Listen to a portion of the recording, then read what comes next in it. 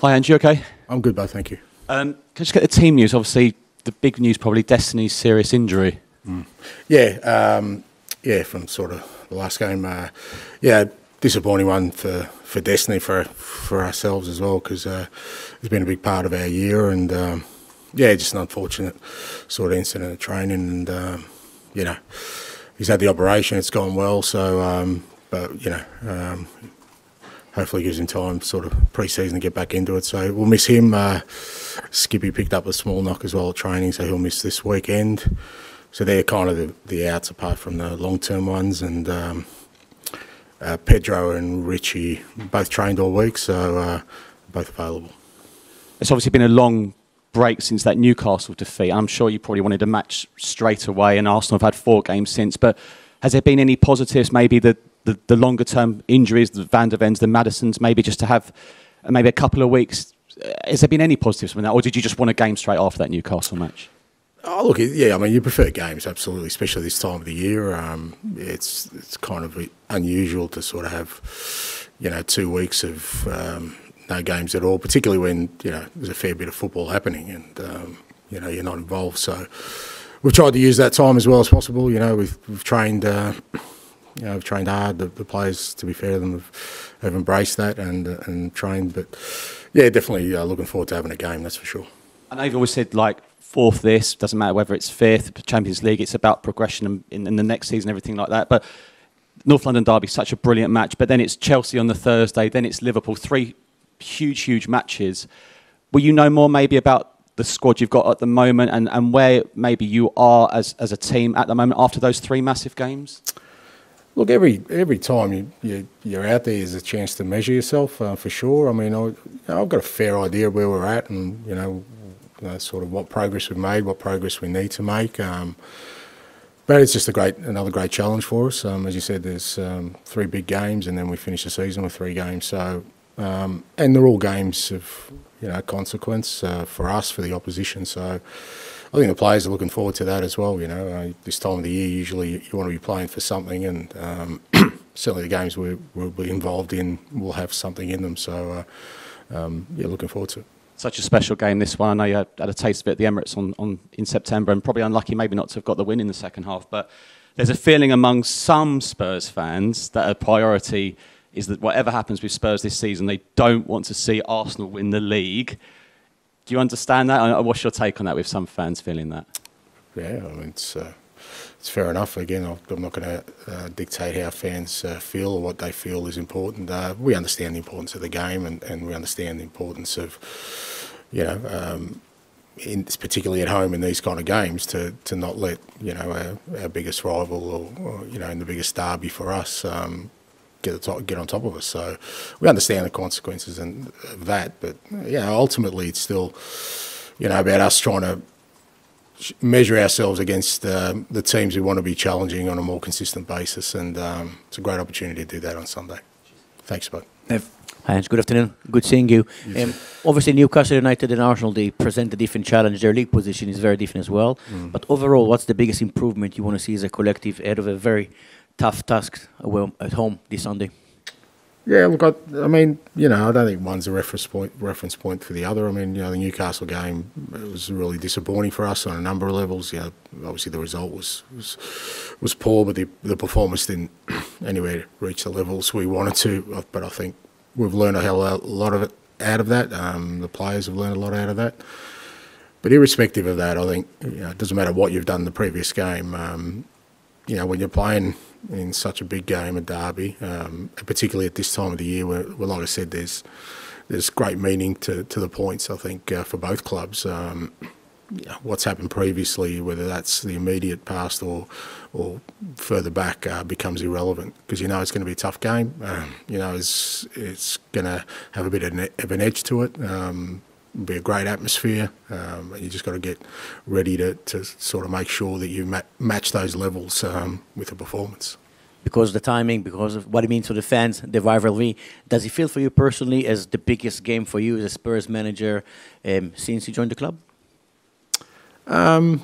Look, I mean, I think every game's important. You know, I take every game seriously, and every game's a big game. And I think that's the one thing that we're trying to impress on this group of players is that that's the nature of the Premier League. It's relentless, you know. And if you kind of are not 100% focused on each different challenge, then you're going to come up short. So, you know, I always feel the next game's the biggest game, but I understand the context around, you know, a North London derby and what it means to our supporters, for sure. Question about Arsenal, please. As a project, obviously, started well for Mikel. They won the FA Cup, but then they had difficult times. How impressive have you been with the way Mikel has been leading this project and also the support he's been receiving in transfers and also during challenging times? Yeah, I think I've said before, I think, you know, it's no coincidence that the teams that kind of are up there consistently the last 2 or 3 years are teams that have had a clear plan on what they wanted to do and have stuck by it. You know, and I think Arsenal's a great example of that. You know, I think Mikel's done an outstanding job, and I think it's been recognised by the club, and they feel he's the man to lead them forward, and they've supported him ever since then. And I think there's a blueprint there for sure for every club, but it's not as simple as just saying we'll just, you know, stick to the same process. Every club's unique. Every club's a little bit different in terms of how they rebuild. But you know, it's a credit to Arsenal, and like I said, Mikel more than anybody, that they've been really disciplined about building a side that they feel can bring sustained success. And you know, they've been challenging now for the last 2 or 3 years to do that. Ali. Hi, Ange. If you don't mind me asking, how did Destiny get the injury? Was it non-contact? Was it a collision? Or? No, it was non-contact. He just went to have a striker goal and sort of by himself, and he got the injury. Does that just kind of show how unfortunate you've been? I think was it Ivan Perisic, Manasol, they were both non-contact as well. Yeah, well, you know, look, I've been around long enough to know that sometimes these things happen in football, and you know, you try and sort of create you know, the best possible environment for players, but even within that, there's always the possibility that these things will happen. So, look, unfortunate for him, because obviously he had the Euros as well, and there's, you know, he had a really you know, promising season for us. He learnt a lot. He was progressing, and but again, this is just part of a footballer's journey. You know, he's going to have to deal with this. Every footballer has some point has a setback. So, you know, if there's one silver lining, like I said. It did happen just before the off-season, where it was, he's not going to miss a chunk of the season. You know, hopefully everything goes well, and you know, he's really close to start of next season. Dejan Kulusevski's become a dad this week. How's he coping with the maybe sleepless nights and training and everything all suddenly? Yeah, you know, it's it's great for Decky. I know he's very happy about being a dad, and it's yeah, I mean, it's as I keep saying to those guys, it's a life changer. You're somebody. You know, within your sort of family unit becomes more important than yourself, and sometimes for footballers that's a bit confronting. But I'm sure Decky will handle it well, and you know, and his partner, and yeah, bless them and their child. Let's ask you about young Mikey Moore. He's been training with you guys in the first team for the last couple of weeks. How important is that experience for him to kind of learn from likes of Sonny, James Maddison, players like when he's just 16? Yeah, absolutely. Yeah, we've done that all year. We've had, you know, guys at different time from our academy and sort of you know, the under-21s training with us, you know, for extended periods rather than sort of just bringing them up for a day or two. And Mikey's been really good. He's you know, look, he's a very talented boy, and he's had, even for him, he's had a fairly disruptive season. To be fair to him, he's had a couple of injuries, but when he's performed really well. The reports I've had on him have always been outstanding, and it's been good to have him. Like, you know, obviously we've had a couple of weeks without a game, and it was just good to get him involved with the first team. And again, to be fair to him, he's adapted really well. He hasn't looked out of place, and yeah, it's great for him, and hopefully gives encouragement to him and sort of the other guys who are coming through. Charlie, just to confirm that you sort of mentioned in passing, so the expectation is Destiny will miss the Euros as well with this injury. Yeah. I just wanted to ask, with this block of games you've got coming up, the 3 big ones, how much do you now, or generally as a manager, think of them as a block, or is it just, let's just think about Sunday and concern ourselves with Thursday when it comes? Yeah, no, I mean, I think there's 6 big ones, you know, for us, and you know, when you look at our opponents, like I said, they've all got something on them in terms of, you know, for the opposition as well, they're still playing for something. So, you understand that they're going to be 6 really tough games are a great measure for us. But I think to kind of look beyond whatever your next challenge is, I say that's the nature of the Premier League, and it's what we've been trying to, I think, try and impress on the guys, particularly the guys who are kind of, it's either their first year in the Premier League or just sort of getting their career started, that every week is a challenge. There isn't a game where you can't be totally focused on just that opponent, and if you do have anything other than that focus, you'll pay a price. And I think we've done that a few times this year, where we haven't been as focused around certain games, and we've been found wanting short. So definitely 6 big games, but not looking past the one on Sunday. Is it quite useful as well, because obviously next season you'll be in that routine of big midweek game, big weekend game, and there hasn't been loads of that this season, but obviously this will be a kind of test run for that.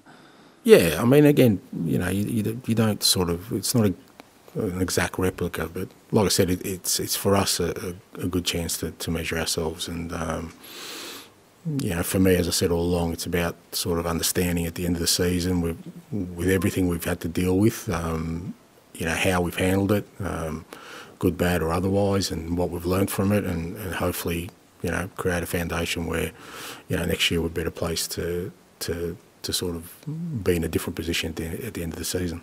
How much as well, obviously you need cool heads for a game like this, but also it will be emotional, the crowd will be really up for it. How much do you say to players, lean in, harness that atmosphere, and how much is it about just focus on what you're doing? Yeah, I think you have to. I think you have to anyway when you're at a big club, or particularly if your ambition is to try and be challenging for honours, is you've got to be prepared to embrace the big games, the big occasions, and like I said, lean into them, and that's the reality of it. You can't sort of ignore it or try and sort of put it in a space where it's not going to affect you, because it will if you don't embrace it. So we want to be a club that hopefully is challenging for honours year in, year out. That means you're going to be involved in big games, whether that's derbies or otherwise. Big games of consequence, and again, sort of my advice always in these kind of situations is to embrace it. David. Hey, Ange. From your dozens of years of managerial experience, what have those experiences taught you, in terms of being there with something to play for at the end of the season? What is the key with, a month or so to go, with a handful of games to go? Yeah, as I said, it's just about making sure you kind of clearly embrace the challenge and try and tackle it in the way that we've kind of got us into this position in the first place. So whether that's from our perspective, we've kind of had some inconsistencies and some challenges this year, but when we've played well, we've played a certain way, and we've gone about things in a certain way, and there's no point now, when you get to the sort of most important part of the year, that you shy away from that, or you change your approach. You just got to sort of double down on it and sort of really be focused on just playing our football. And like I said, that's a great measure for us, because otherwise you'll never know whether where potentially you're short, or whether you can be successful doing it our way. Your former club, Yokohama F. Marinos, just qualified for the Asian Champions League final with another former protege, Harry Kewell. Just, I guess, a line on that. Yeah, no, it's great for H, and great for the club. I think they've been in one other Champions League final, but they haven't been in one for quite a while. So delighted for everyone there, the players, the staff. A lot of them are still there from when I was there, and like I said, delighted for Harry. I'm sure he's loving the experience working in Japan with that group of players, and Asian Champions League final is a big game, and I hope they do well. And finish with George, please. Angelo, so I just wondered, the first 10 games of the season you had such a strong start, and then the last few weeks it's just gone a little bit inconsistent. I just wondered, is just that a consequence of problems in January, injuries? Is there any reason for that to you? Oh, there's a lot of reasons for it. I mean, it's it's just part of where we are as a team at the moment, and as a group. I'd be very surprised if anyone expected us to have 38 games unblemished in our first year of building a team. So I expected us to be consistent. They may have come at the start of the year, you just don't know. But we obviously, like you said, got off to a great start the first 10 games, and it's quite simple to see what happened after that. We had some fairly significant injuries to key players, and we kind of battled our way through for a lot of that period and still stayed competitive. And the last sort of probably couple of months we've been inconsistent, where we've been really good or been off it. But again, I think that's just part of the process of where we're at as a group and as a team. And having said that, the players are still very, very competitive and in every game, and we wouldn't be in the position we were if it wasn't the case. Heung-min Son doesn't have Harry Kane's record of scoring against Arsenal, but he always has a knack of, he's a sort of big game player, and I just wondered if you could just sum up what he's been like for you and how important he is for you as your captain in these big matches. Yeah, look, vital, because as you said, he's got the experience. There'll be at least 2 or 3 of our guys that this will be their first sort of experience of a home North London derby. So, you always lean on the guys who kind of have been there, done that, and not only that, but excelled in it. And Sonny's definitely that. He's definitely been a big game player for this football club for a long time. And I think he's looking forward to it, obviously with the added responsibility this time of being the captain. And look, he's been outstanding for us all year, and I know he's looking forward to the game. I think, to be fair, the whole playing group's looking forward to the game. They're looking forward to any game at the moment because we've just been training for 2 weeks. So, looking forward to seeing how it goes on Sunday. And just a word on where you are at. If I'd said to you at the beginning of the season that you would lose Harry Kane, but with 6 games to go, you'd be 5th in the Premier League table, you would have taken that, wouldn't you? No, I'd be disappointed, mate. You think you should be higher? No. You said to me what I would have taken at the start of the year. You didn't ask me whether I think we should be higher. I don't start any year thinking we're going to finish 5th. So what I'm saying is at the start of the year I wouldn't have settled for 5th. I would have tried to win it all. Where we are, I think, is a fair reflection of our season. I think we've been pretty good, but we have been inconsistent.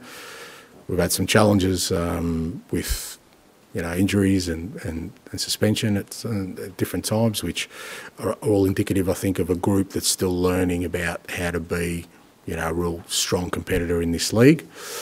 But I don't think anyone would say that we're in a false position. I think we've earned where we are, both from a good and sort of not good perspective.